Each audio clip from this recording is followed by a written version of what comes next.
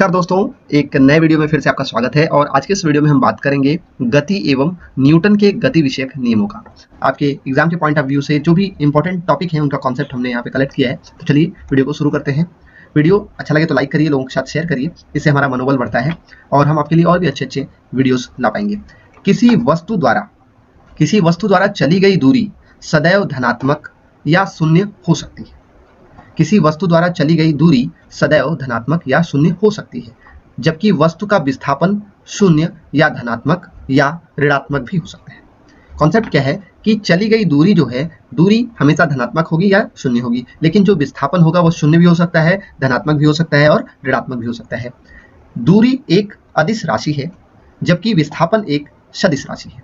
दूरी एक अदिश राशि है जबकि विस्थापन एक सदिश राशि है। ये पॉइंट कई बार आपको एग्जाम में पूछकर कंफ्यूज करता है, तो इसलिए इस टॉपिक को क्लियर कर लीजिए।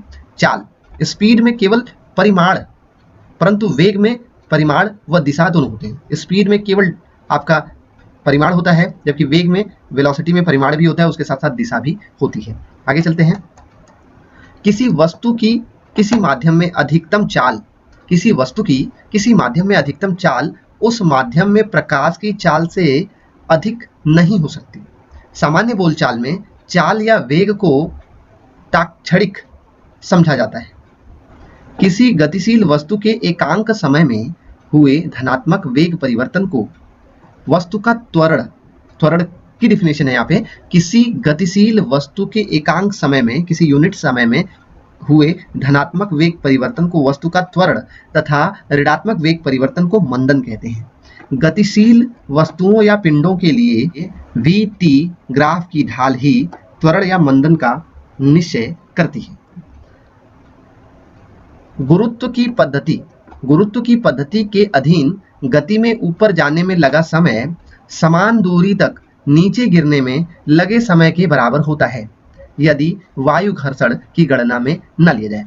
गुरुत्व की पद्धति के अधीन गति में ऊपर जाने में लगा समय समान दूरी तक नीचे गिरने में लगे समय के बराबर होता है, यदि वायु घर्षण की गणना में न लिया जाए। तो प्रक्षेप्य की क्षैतिज दूरी, प्रक्षेप जिसको परास बोलते हैं, उसकी क्षैतिज दूरी जो होती है वो 45 डिग्री के प्रक्षेपण कोण पर महत्तम होती है। ये क्वेश्चन आपको ज्यादातर पूछता है कि जो आपका परास होता है या जो प्रक्षेप का जो मैक्सिमम डिस्टेंस होता है वो कितने एंगल पे होता है, तो वो 45 डिग्री पर महत्तम होता है।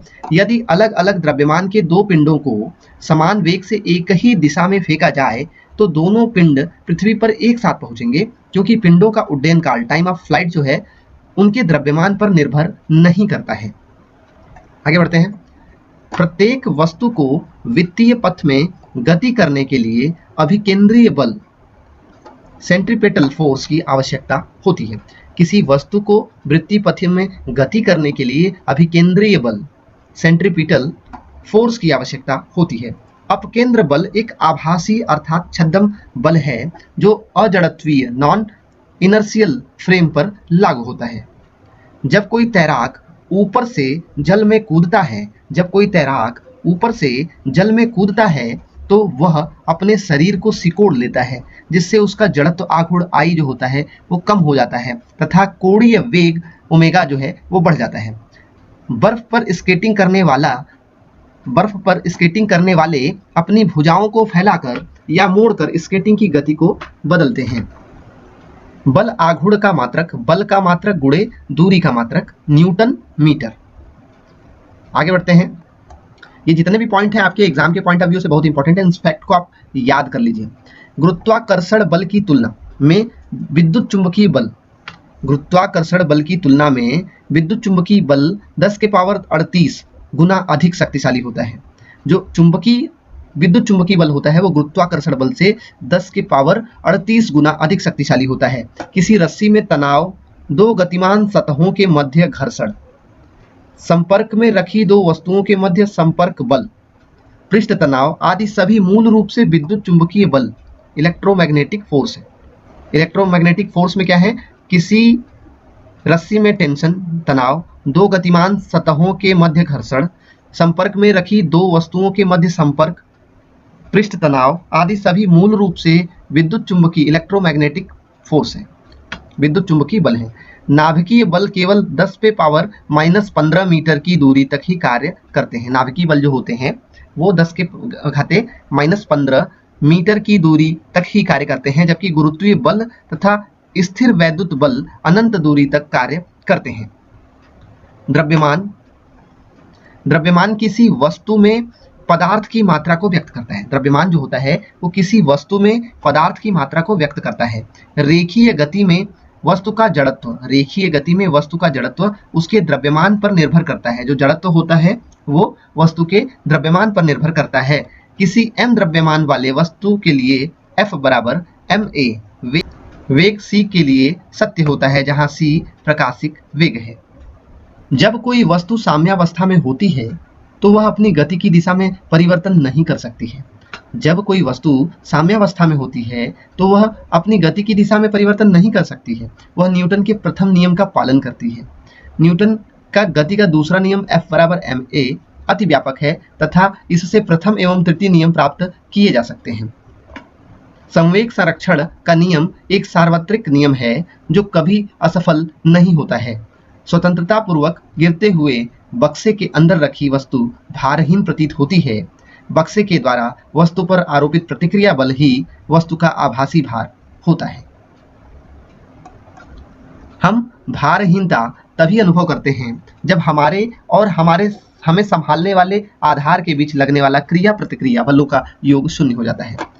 संघट्ट प्रक्रिया में यदि गतिज ऊर्जा संरक्षित रहे तो इस प्रकार के संघट्ट को प्रत्यास्थ संघट्ट, तथा यदि गतिज ऊर्जा संरक्षित न रहे तो इस प्रकार के संघट्ट निश्चिततः अप्रत्यास्थ हैं।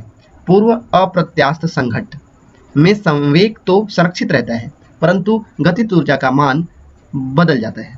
टक्कर के पश्चात अपेक्षिक वेग तथा टक्कर के पूर्व के आपेक्षिक वेग का अनुपात प्रत्यानयन गुणांक E कहलाता है। प्रत्यानयन गुणांक E = v2 - v1 बटे u2 - u1, जहां u जो है वो प्रारंभिक वेग है और v जो है वो अंतिम वेग है। पूर्ण प्रत्यास्थ टक्कर, पूर्ण प्रत्यास्थ टक्कर में E बराबर 1 तथा अन्य टक्करों में इसका मान 1 से छोटा होता है। जब कोई वस्तु किसी दूसरी सतह पर फिसलती या लुढ़कती है, जब कोई वस्तु किसी दूसरी सतह पर फिसलती या लुढ़कती है अथवा ऐसा करने का प्रयास करती है तो उनके मध्य अपेक्षित गति का विरोध करने वाले बल को घर्षण कहते हैं। लोटनी अवस्था में लगने वाले घर्षण न्यूनतम होते हैं। सर्पी घर्षण को न्यूनतम करने के लिए बॉल बेरिंग का प्रयोग करके लोटनी घर्षण में बदलते हैं। सर्पी घर्षण को न्यूनतम करने के लिए बॉल बेरिंग का प्रयोग करके लोटनी घर्षण में बदलते हैं। घर्षण को कम करने के लिए उचित स्नेहक का भी उपयोग करते हैं। दो सतहों के बीच का महत्तम घर्षण सीमांत घर्षण बल कहलाता है। ये पॉइंट आपको पूछा जा सकता है।